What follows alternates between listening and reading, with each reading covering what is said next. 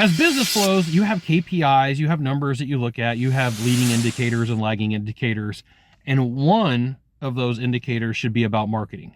So how can this help you and why does it matter? This is a fantastic question. I'm Scott Sylvan, coming to you live from Consulting Secrets on a perfect day to talk about marketing and leading indicators and lagging indicators, and a fantastic day to talk about you. There's a story that goes around in the world of marketing, and it's something like this. There's a professor who has a class, and he divides the 40 students up into 20 groups each. And he tells one group, come up with one piece of pottery that's going to have a competition, and you only work on one piece of pottery for the next 6 weeks. The other group, he tells you come up with as many pieces of pottery that you can for the next 6 weeks. And then we're going to hold a competition at the end, and we're going to pick the top 10. As the story goes, what happens is the team over here that was able to do as many pots as they could, throw as many pots as they could in a 6-week period, won all top 10 prizes. Okay, Scott, what does that have to do with me in marketing?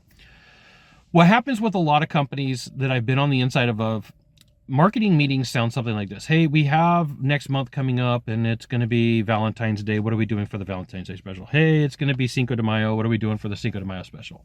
Hey, it's going to be 4th of July. And the conversation's about this big. And when I say this big, it's like 5 or 10 minutes.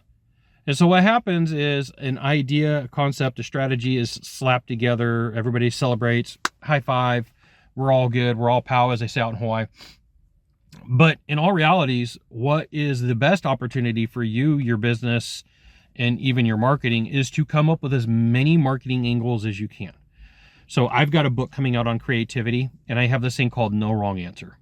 And what happens is you get a team of people together and you say from the very beginning, there's no wrong answer. In fact, we want you to come up with the dumbest, craziest ideas that you can, because somewhere in there is going to be gold.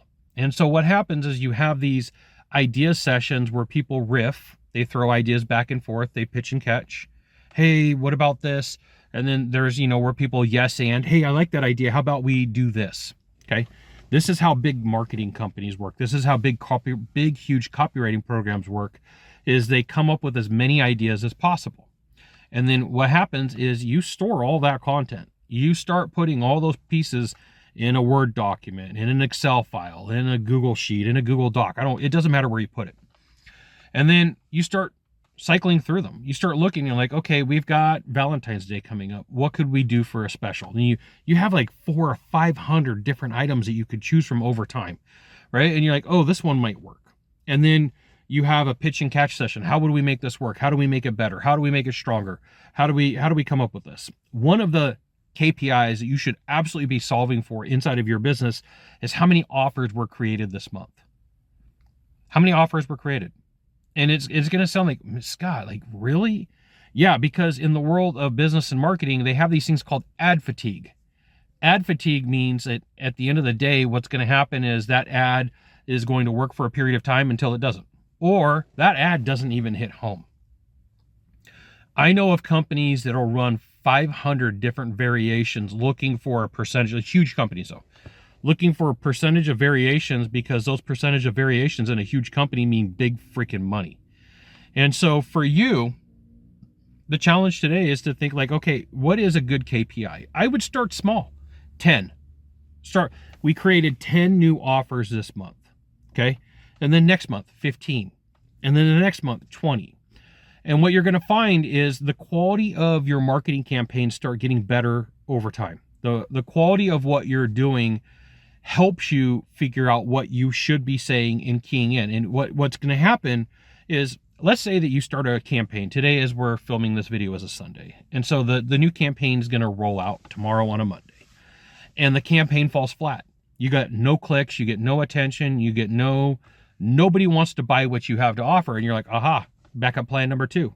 So backup plan number 2 rolls out on Wednesday. And you get a few clicks, but it's not what you were expecting. So by Friday, you have the capability, the access to more of what you're doing. And so it could be a change of the headline. It could be a change of the first piece of the deck copy, which is the first 200 words. It could be bullets. It could be the PS. It could be the call to action. But as you're thinking through like, hey, what are the opportunities here? you as a business owner, you as a marketing manager have the ultimate capability to come up with more content. More content. It's better to have too much content than not enough. And then I want to lastly introduce you to what I refer to as scraps. My mom's an artist. Okay. And so back in the day, artists would canvases were super expensive. So what artists would do is they would paint a painting on a canvas and it didn't look good. And then they would take elements from it that they could, or they would just start over and they would scrap the idea.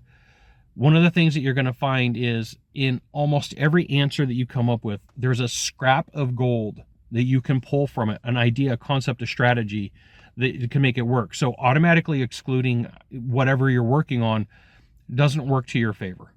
You want to maintain scrap. You want a scrapyard of ideas, because at some point you're going to look and go, oh, that didn't work a year ago, but guess what? It'll work today. Pay attention, make sure that you're building out offers and you're putting at least 10 offers together every month. It'll work to your benefit. Start cycling that up, bring your teams and have conversations. You got 1 of 3 things to do from here. Just 1 of 3. Find the subscribe button, click on it, and every time I send out a video, you'll get an update. 2, hit follow. 3, share this video with a friend. We'll see you soon. Thanks for watching.